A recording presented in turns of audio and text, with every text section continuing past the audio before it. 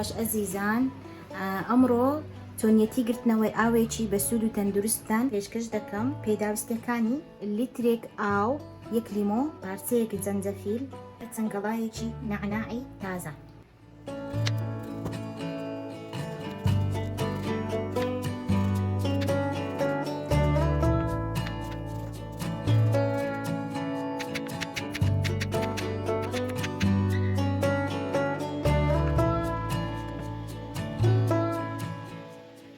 وا باشە ئاوەکە بکوڵێندرێت، ئینجا لەسەر تێکەڵەکە بکرێت، لە پاشان دایدەنێت تاوەکو سارد دەبێتەوە.